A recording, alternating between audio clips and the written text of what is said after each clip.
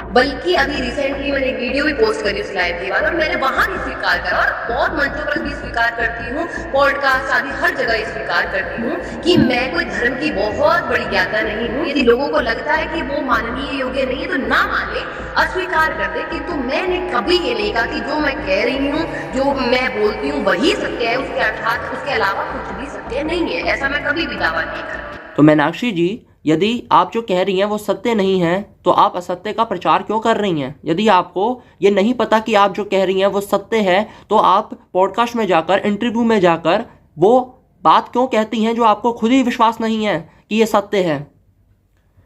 और ये जो आप डिफेंसिव मोड में इधर आपने ये किसी पॉडकास्ट या इंटरव्यू में कहीं कहा है, अब यही चीज़ आप तब क्यों भूल जाती हैं जब आप दूसरे किसी इंटरव्यू या पॉडकास्ट में जाकर राधा रानी के विषय में, श्री कृष्ण के विषय में, श्री कृष्ण की बचपन की लीलाओं के विषय में अभद्र, अमर्यादित, निंदनीय टिप्पणी करती हैं? तब आप ये क्यों भूल जाती हैं कि आप धर्म की बहुत बड़ी ज्ञाता नहीं है? तो हमारे कृष्ण जी ने कभी चोरी नहीं की, कभी भी हमारे श्री कृष्ण ने किसी स्त्री को नग्न अवस्था में नहीं देखा। हाँ। वही श्री कृष्ण खुद तामसिक कर्म करते हैं, लड़कियों के वस्त्र चुराते हैं, उनके साथ नाच गाना करते हैं, उनके माखन चुराते हैं, वही श्री कृष्ण वो भी कर रहे हैं। नहीं हो सकता भैया, ये नहीं हो सकता।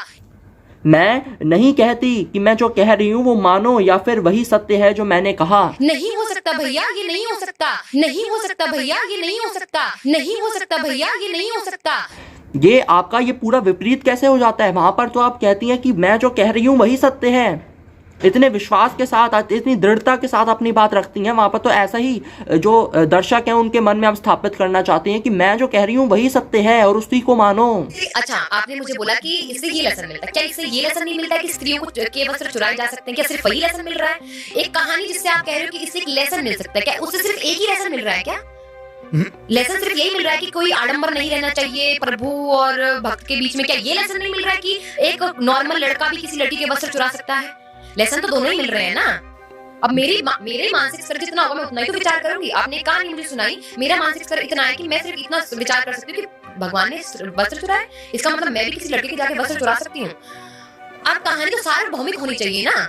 एक कहानी जो हमने बोली वो सार्वभौमिक होनी चाहिए, सबके लिए समान होनी चाहिए, सबके लिए प्रेरणादायक होनी चाहिए। किसी को प्रेरणा दे रही है जो बहुत हाई लेवल सोच रहा है उसको तो प्रेरणा दे रही है, लेकिन जो नहीं सोच पा रहा है बहुत हाई लेवल उसको प्रेरणा नहीं दे रही कहानी। अब उसको जब पता लगेगा कि प्रेरणा दे रही है, जब कोई सामने वाला व्यक्ति उसको पता लगेगा नहीं इसका ये मतलब नहीं है, इसका ये मतलब है। ये जो आप लॉजिक दे रही हैं कि इन कथाओं को हमें इसलिए नहीं मानना चाहिए क्योंकि ये कथाएं, ये जो पुराणों के अंदर दी गई जो कथाएं हैं ये सबके लिए समान रूप से प्रेरणादायक नहीं है, तो इसलिए हमें उनको नहीं मानना चाहिए। तो इस प्रकार तो वेदों में भी कई चीजें ऐसी हैं जो समान रूप से सबके लिए प्रेरणादायक नहीं है, जो वैसा आचरण नहीं लाना चाहते, जो वैसा जीवन नहीं जीना चाहते वेदों के अनुसार, उनके लिए तो वो प्रेरणादायक नहीं है। ऐसे तो कोई भी वेदों को पूर्ण रूप से मानने के लिए बाध्य हो ही नहीं सकता, क्योंकि सब अपना अपना प्रेरणादायक अंश हटाते जाएंगे कि भाई ये प्रेरणादायक अंश नहीं है, ये अंश है नहीं, ये अंश है नहीं, तो कौन से अंश को माने? तो इससे आपकी ये बात कट जाती है कि पुराणों के अंदर उन कथाओं को हम तभी मानेंगे जब वो समान रूप से सबके लिए प्रेरणादायक होंगी। हमारे पूर्वजों का जो चरित्र हमें बताया जा रहा है, व्यक्तित्व, स्वभाव, व्यवहार, ये जो हमें बताया जा रहा है वो सच में वही है क्या?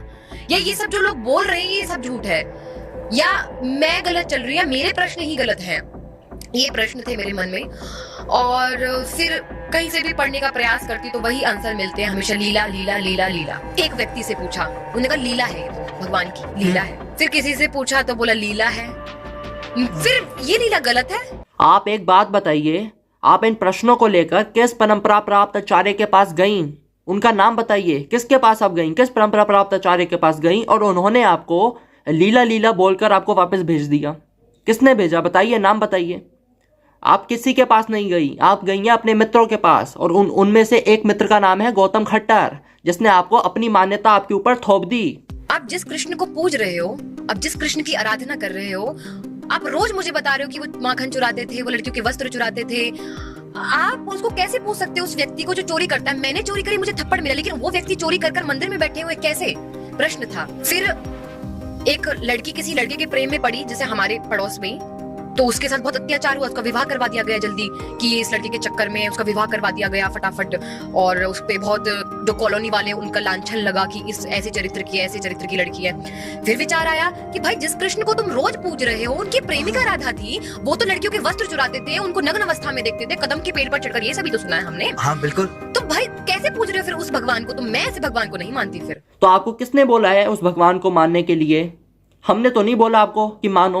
और एक बात बताइए, वैसे तो आपका ये सब बोलने के पीछे एक अलग कारण है, अलग उद्देश्य है, परंतु फिर भी अगर हम इन सभी लीलाओं को आपकी दृष्टि से देखने का प्रयास करें तो मूल में आप यही हमें समझ में आएगा कि इन कथाओं में, इन लीलाओं में भगवान बुराई कर रहे हैं, आपकी दृष्टि से, हमारी दृष्टि से नहीं। फिर किसी से पूछा तो बोला लीला है, फिर ये लीला गलत है। वही श्री कृष्ण खुद तामसिक कर्म करते हैं, लड़कियों के वस्त्र चुराते हैं, उनके साथ नाच गाना करते हैं या उनके माखन चुराते हैं, वही श्री कृष्ण वो भी कर रहे हैं। तो आप मुझे एक बात बताइए, क्या आपका ईश्वर बुराई नहीं करता?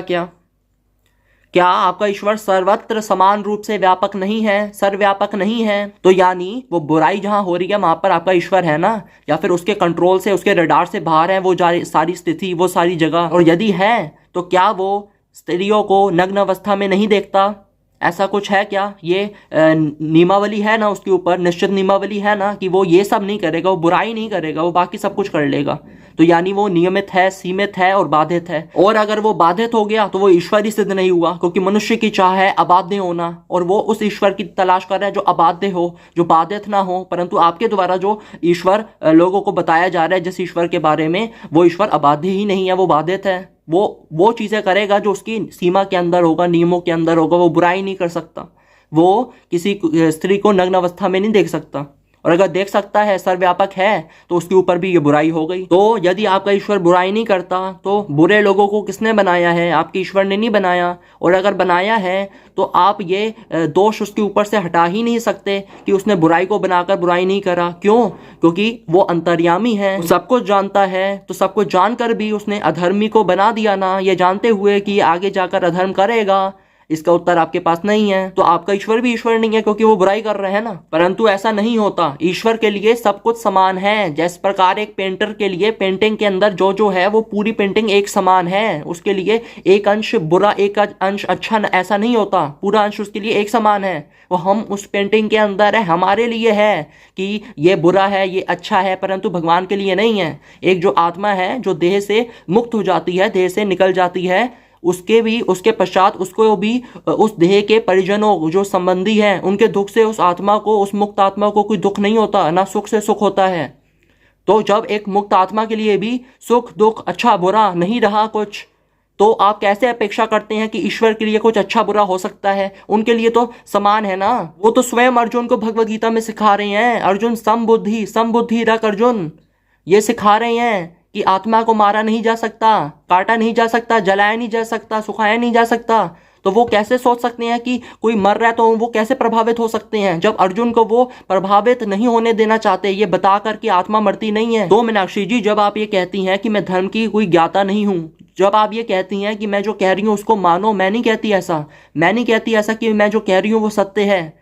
तो जब आप ये सब नहीं कह रही हैं, तो जब पॉडकास्ट में आप ये सब कह रही होती हैं श्री कृष्ण के विषय में, राधा रानी के विषय में, उनकी बचपन की लीलाओं के विषय में, तब आप धर्म की ज्ञाता कैसे बन जाती हैं, धर्म की मर्मज्ञ कैसे बन जाती हैं? तब आप ये कैसे इतने विश्वास के साथ कहती हैं कि मैं जो कह रही हूँ वो सत्य ही है, वही है, यही है? तब तो आप ये नहीं सोचती। दूसरी बात, आप कहती हैं जिसके पास जाऊं वो कहता है बस लीला है, उसमें वो बस भेज देता है, इसके अलावा कुछ होता ही नहीं। तो आप किस परंपरा प्राप्त आचार्य के पास जाकर आपने ये पूछा? और अगर आप उनके पास नहीं गई तो आप ये कैसे कह सकती हैं जिसके पास जाओ वो कहता है लीला? तो यानी जिस ग्रंथ को लेकर मुझे डाउट आ रहा है, उस ग्रंथ को मानने वाले परंपरा प्राप्त आचार्य के पास मैं नहीं जाऊंगी, मैं जाऊंगी उसके पास जो उस ग्रंथ को मानता ही नहीं है, और वो जो मुझे बता देगा उसको मैं मान लूंगी। या फिर आप गई हैं तो किस परंपरा प्राप्त आचार्य के पास गई हैं, नाम बताइए। तीसरी चीज, जो स्त्रियों को नग्न अवस्था में देखता है या फिर जिसकी प्रेमिका राधा है, मैं उसको तुम कैसे पूछ सकते हो?